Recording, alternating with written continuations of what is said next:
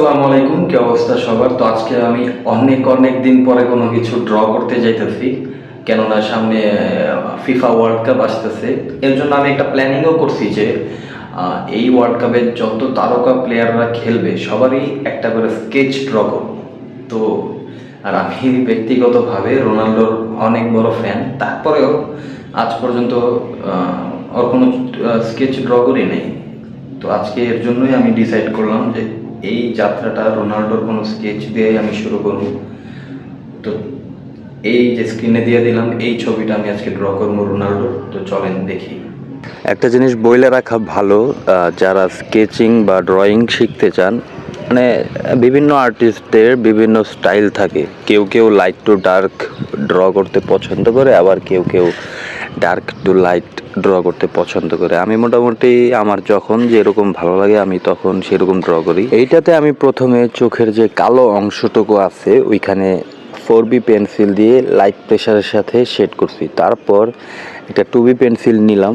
2B pencil নেওয়ার পর যেখানে লাইট শেডিং করা উচিত বা রেফারেন্স ফটোতে যেখানে লাইট অংশটুকু আছে সেখানে শেড করছি।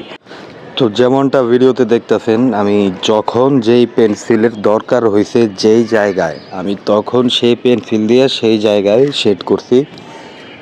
একটা জিনিস মনে রাখবেন, আমরা শেড বিভিন্ন পেন্সিল দিয়ে করি, লাইট পেন্সিল, ডার্ক পেন্সিল, কিন্তু সবগুলা পেন্সিল দিয়ে আমরা একই স্টাইলে শেডিং করি, যেটা হচ্ছে একদম লাইট প্রেশারের সাথে।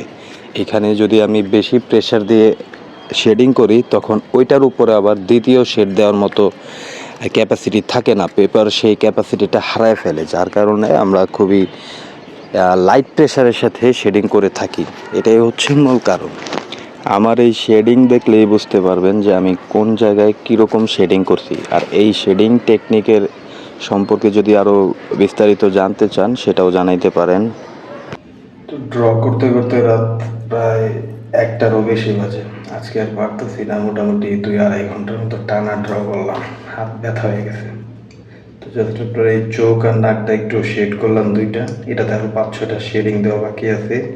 তারপর হচ্ছে এই পুরো বডিটা, পুরো ফেসটাই আগামী কালকে ড্র করবো। তো আজকের মতো টাটা।